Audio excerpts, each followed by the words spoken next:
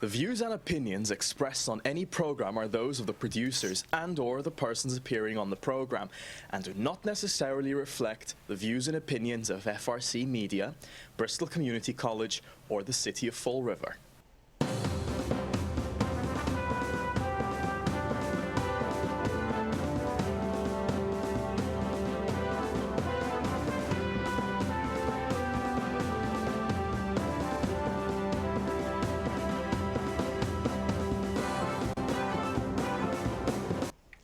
Whoa, hello there. Hello. Welcome to Spindle City Straight Talk. I'm Chip. And I'm CJ. And it's another day in paradise. And I guess I'm going to start the ball rolling here by kind of segueing into something that really relates to everything we've been telling you for a very, very long time about doing your homework. Don't listen to anybody, including us. Just research what we say. Although what we say most of the time, we have backup information, and we tell you to go look it up and to see if we're accurate. And if we're not accurate, and that's happened on occasion, we then tell you that we made a mistake and that we might have used the wrong department or something like that. And but that's what you have to do. And in an election time, it's even more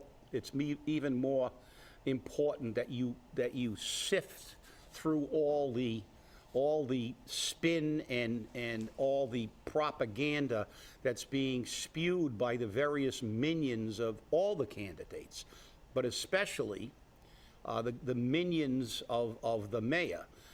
He has a battery of people who attack everybody and anybody that ever says anything bad about the mayor, and I don't really think we say anything bad. I think we just point out the fact that his record is we don't think his record is great. Tax and spend, no attempt to shrink government.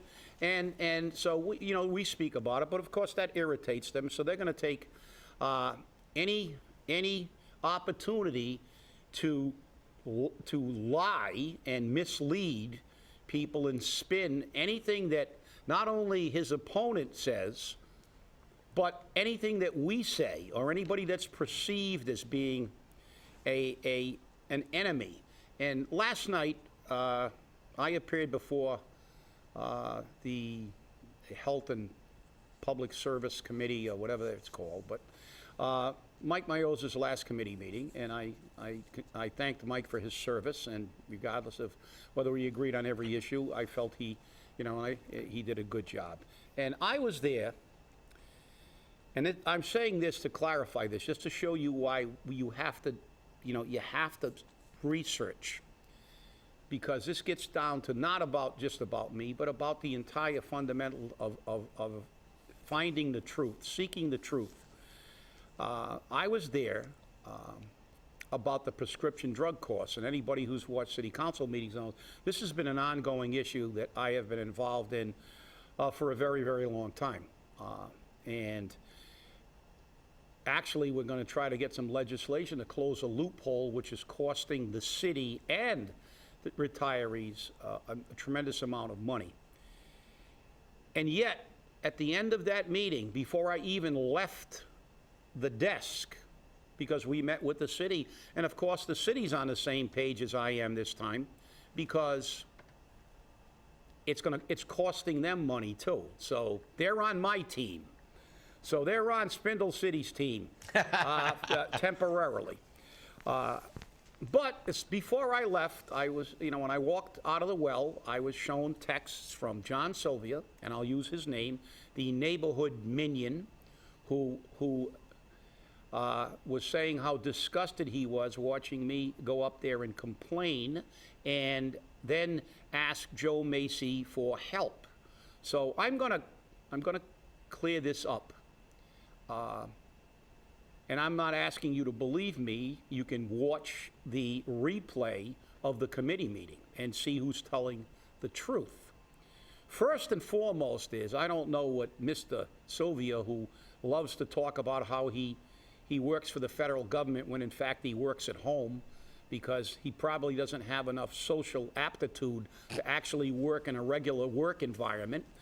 So, you know, he hides in his little chair and plays Facebook warrior while he's getting a nice big pay from the federal government, and he can go up there and support any mayor when he removes his lips from their gluteus maximus, and he can make ridiculous statements like, well, you know, the tax fee, trash fee is just like the Stop and Shop going up on eggs. Well, as I've said before, that's absurd. You only make yourself look like a buffoon. You make analogies like that because you don't have to buy eggs. You don't have to shop at Stop and Shop. You have the ability to make a choice. When the city imposes a tax on you, you don't have a choice. So number one, you're a fool. Number two, for the record, I did not ask Mr. Macy for help. The city volunteered Mr. Macy to me. And for all of you who watch this tape, I want you to watch the tape very carefully when the city administrator says very clearly, Mr. Camara has single-handedly brought this issue to light. And that's why I had the mic for most of the meeting, because I've been working on this thing for over a year. So the city is jumping on my bandwagon, not because they're saving money. And for the record, you know, I can disgust you all you want, but you disgust me because you don't do anything. I was acting in my capacity as the Public Employee Committee representative for over 2,000 retirees. And you disgust me, Mr. Sylvia, if you think that it's disgusting that I'm trying to save these people that are on fixed incomes from paying 500% more for their pharmaceuticals than they were before. And many of these retirees live in your neighborhood. And at tomorrow's retirees meeting, I'm going to tell them how much you care about them. Because apparently you think it's disgusting that this is happening. And that brings me to the most important point here. Unlike you, where everything is motivated by a political agenda, so you can put your lips on every politician's gluteus. When I have a job, as CJ and I say all the time, this is not personal. As a matter of fact, Joe Macy and I go back a long way. We had a very nice conversation before and after the meeting. We disagree on a lot of things, and as Joe Macy said, this may be the first time I've ever agreed with him. But the fact is, it's not true. But, you know, we agree on little. But it doesn't mean I dislike him. So number one, you know, what I say about him on the show is about his job and the money he's getting and things that I have a legitimate response for. But when I do a job, I represent 2,000 retirees. And I understand the process enough to know that I have to work with anybody. And if I can get a lawyer, let alone a lawyer, but a former judge that interpreted laws, to help me draft a language that may get that bill through quickly, of course I'm going to take it. I would negotiate with the devil. I would do anything. As a union leader, I filed grievances for people I liked and disliked. The matter was the issue at hand. Was it a violation? Unlike you, I can separate. And when I'm in front of that council, representing 2,000 retired employees who have given tens of thousands of years of service to this city, and you make a statement like that and try to politicize it, you are a total anal sphincter. And that's what you are on your best day. Because you know something? The reality is, hey, my Middle Eastern heritage, maybe because I got a little Bedouin blood in me, I believe in the adage, the old Bedouin adage, that the enemy of my enemy is my friend, and the friend of my enemy is my enemy. And the fact is, when I'm negotiating in my capacity or when I'm sitting there as an elected retirement board member, or as the Public Employee Committee member who represents the retirees, or the retirement board where I represent all active and retired employees, or as a union head, or in my capacity as anything, I'm acting in that capacity for other people. And when somebody like you attempts to spin that, it shows how disgusting you are. You hide in your little closet and you work from home and get a big salary and you don't care. So I'm going to tell you, you're irrelevant, but I had to clear the air with this, and I'm going to tell you, when you decide to stop acting like a little female dog and come out into the light and look people in the eye, maybe you and I can have a really good conversation. And with that, let's get on with the show, CJ. Well, Chip, I will say one thing. I watched that meeting yesterday, and I actually played it back after the meeting was over. And you're right. I mean, you were on the money, and I've never seen the city in any way, shape, or form side with anything you or I have ever said. But yesterday they did, because they know what's happening. And as a matter of fact, you and I were on the phone going over the law and going back and forth, because this is what we do. Yeah, and so, CJ is helping me a lot with the prescription drug options, because CJ is he's very knowledgeable in that area. And for someone like this to forget that this affects thousands of people, to me, is reprehensible. It's interesting, because on October 5th, for our senior viewers who are on Medicare, the Medicare open enrollment program started, the open enrollment period. And that runs from October 5th until, I believe it's December 7th this year. And that gives you that amount of time to find either what we call a Medicare Advantage program or a Part D program, which is your drug coverage.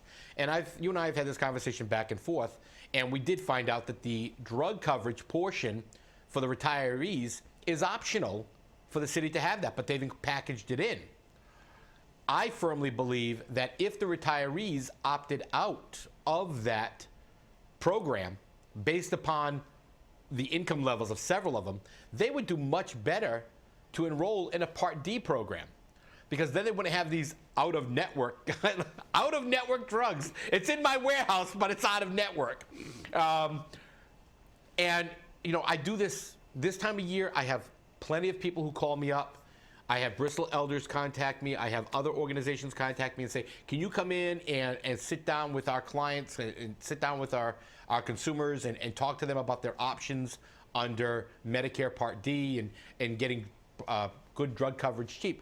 Believe it or not, there's actually some drug coverages by your great friends over at CVS Caremark under Part D, which has no cost to the subscriber.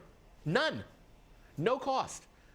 And the copays is $1.79, I think, this year, and $3.30. Okay? For the same drugs that the city has for $500. So, and there's no cost to the subscriber. I believe that's called Silver Scripts, is one of them. But, there's a lot of the programs out there that if our consumers, our elders, look at, they may find they get a better deal.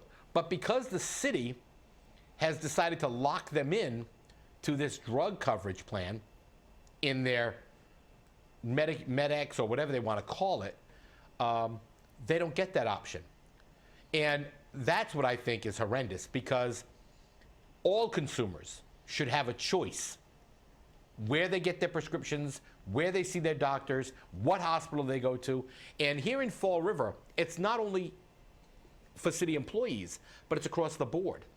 And, I get into this very clearly with people, because what they did in Fall River for a Medicare Advantage program called Tufts was they locked in all the doctors and said, we're exclusive. You can't go to anyone else. Now, Tufts is probably one of the worst healthcare plans there is. All right? And, they keep saying, oh, well, we're, rated #1 in the country. It's not that you're rated #1 in the country. You lock in these doctors that have no choice.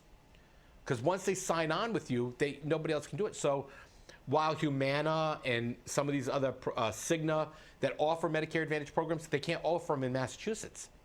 Because when they do, they can't get into 90% of the doctors, because Tufts has them locked up. So this is denying you the right of choice.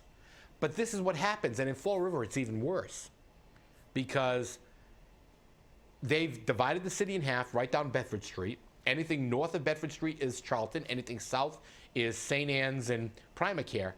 And you can't go to the opposing facilities because your health insurance won't pay for it unless it's an emergency.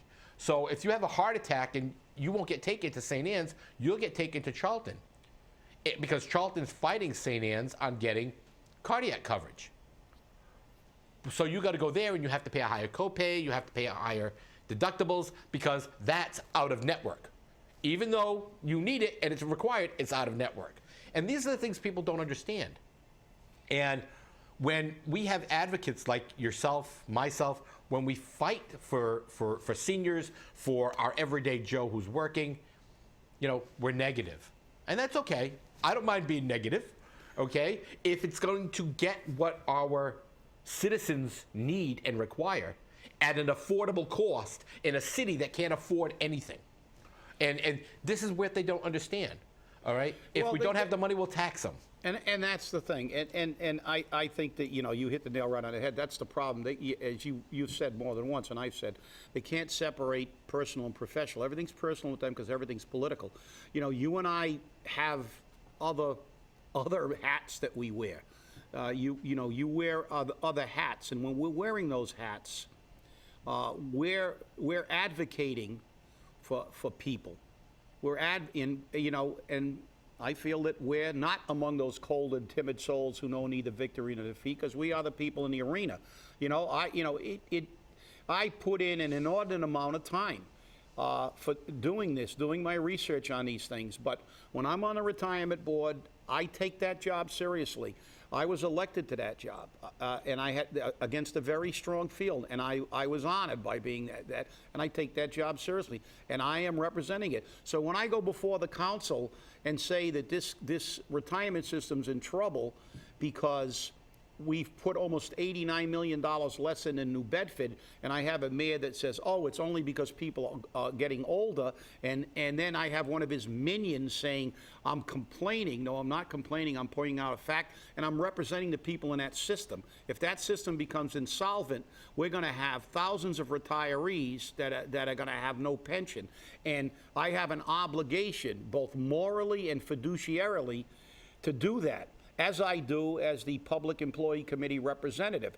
And as I said, look, I got a skin as thick as a rhino. I mean, people have been taking shots at me my whole life, and I don't really care. But when people say, begin to try to politicize issues that affect people's lives, like the drugs and like their medical coverages and their retirement checks, and they try to make this a political football rather than looking at this thing objectively. And I don't, I presented facts about how much New Bedford put in, and that's the key. The key is we take, this is why we tell people, look, research, look at people's records. This is going to be a very, very nasty election down the stretch.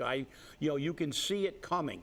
It's going to get ugly, and it's going to get dirty, and it's up to every single person out there to cut through all the BS and look at the platforms, look at the record, and make a decision based on an educated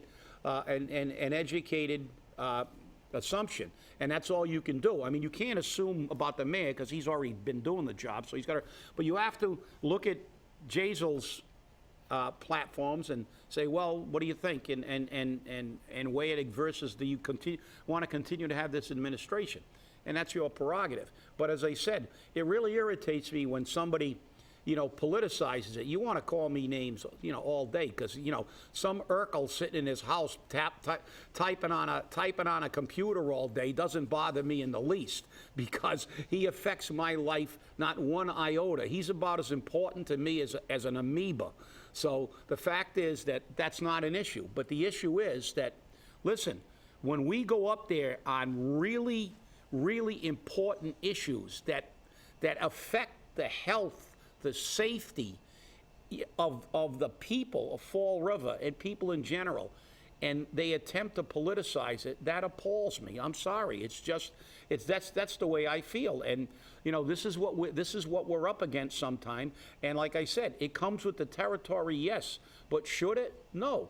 And everybody in the Niagara Neighborhood Association, when I see the former president, so Audrey Poitras, tomorrow at the retirees meeting, I'm going to tell her that the new president of her association doesn't give two craps about the retirees that live in, and he thought it was disgusting that I was up there.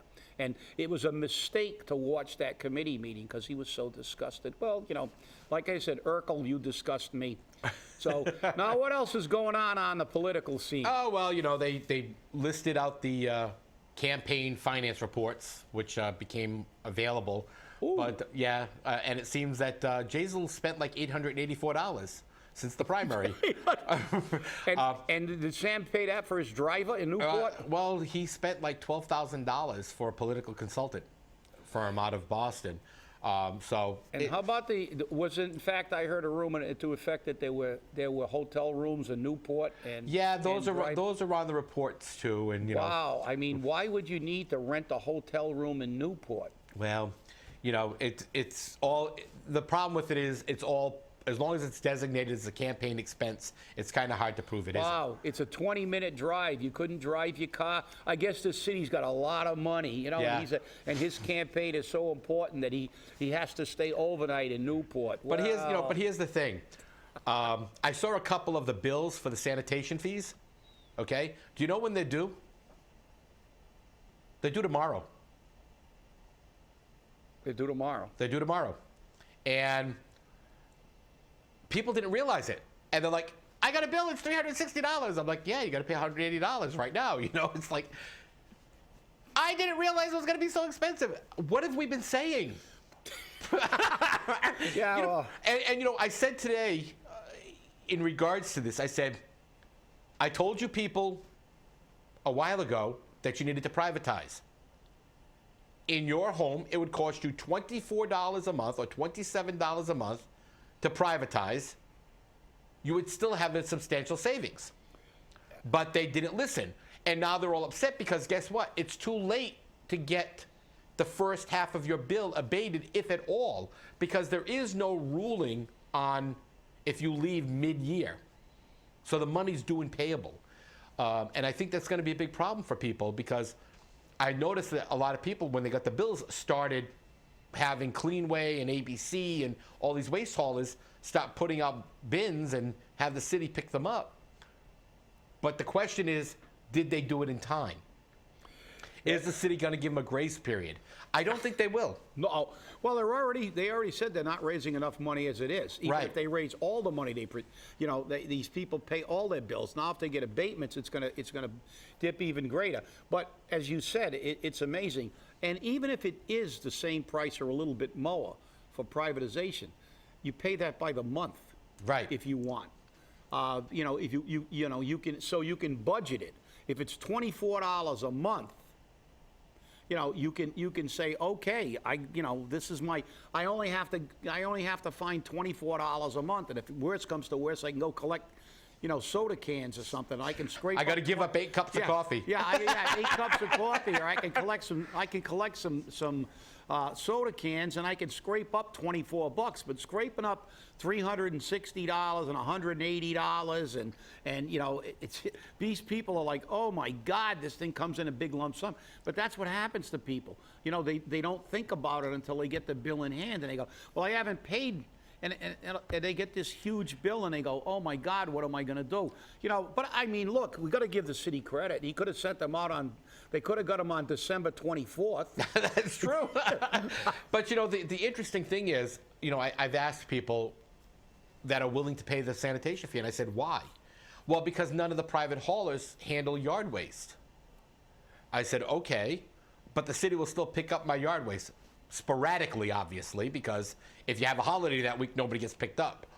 But they're willing to pay $10 a month for the city to pick up their yard waste, plus pay for the bags. Okay, that's a choice. Again, consumer choice, and that's what people need to have. Yeah, but they get a brown barrel. Yeah, yeah, well, now they'll get a brown barrel for it. But, the kicker is this. Are you so lazy that you can't put that yard waste in the plastic bags and drive over to Westport or drive over to Dartmouth? There are 2 facilities in both those towns which are private. They're not run by the towns that accept your yard waste for free because it generates money for them. So obviously we're doing something wrong when we're paying $48 a ton to get rid of our yard waste. Maybe we should bring it over to Westport or Dartmouth and dump it for free. Well, it seems that we do a lot of things wrong, CJ. We're one of the only communities that pays to get rid of their recyclables. I know. We don't make money on our recyclables. We have people that will accept our yard waste for free, and we don't take advantage of that. So, again, we have government at its best, and this is what happens. And this is the reason that we tell people, look, pay attention to what's going on in your life. Look at, increase in fees, increase in taxes, and has your life gotten better or worse? And the answer for most of the regular people, it's gotten a lot worse. I mean, if you look at the housing, I've seen so many houses for sale in Fall River, which is amazing, because the prices of houses in Fall River are in the basement. Our housing prices are just, they're deplorable. I mean, people are taking baths when they sell their houses, but it's getting so bad, they're so anxious to leave the city that there are for sale signs with people that have owned houses for 40 years and 30 and 50 years. And, right. And I drive around the neighborhoods, and even in my own neighborhood, as I said, there was a guy that put up his house about 5 years ago. He couldn't get his price, and he took it off the market, and I was the hell with it. And now it was back on the market. And when I ran into him, I said, you got it back on the market. I said, the prices have gone down. He said, I'm so sick of this city. He said, I don't care what kind of bath I've got to take. He said, I'm just getting out. I'm cutting my losses, and it's not going to get any better in my lifetime, probably, in this city, the way things are going. And I'm just getting out of Dodge. Yeah, and the thing is that, houses that were selling for $305,000 10 years ago are now selling at about $179,000. Okay, $179,000 to $200,000 for a triple decker. All right, that's a bath. You've lost half the price that you're still paying on. You're so upside down in your mortgage, you're not drowning, you're dead. Yeah. And the bounce back from that is going to take 5 to 7 years if we start improving our property values. But the kicker is, right now, we're going through what we call the bounce back from the foreclosures. The foreclosures started between 7 and 10 years ago, where people had their homes foreclosed upon. Well, those negative credit reportings are now coming off the credit profiles.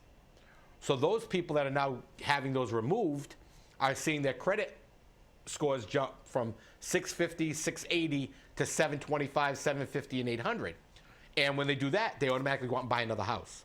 So, that's really what the housing market is looking at right now. They're hoping that the bounce back babies, for the lack of a better expression for them, stop buying houses again, because they've had 7 years to put some money away, and they're going to buy them at very low cost. So it's going to be more likely they're going to get a good home at a lower price that they'll be able to maintain the mortgage payments. So. Well, I hope so, but they're still going to be hard-pressed to buy them in Fall River. Oh, yeah, there's no question about it. Because, even though the prices are very attractive, actually, a friend of mine, he couldn't believe it, because he's got a single family, but there was a two-family around the corner from him, and he said he didn't even realize it was up for sale, but I guess it was a private sale.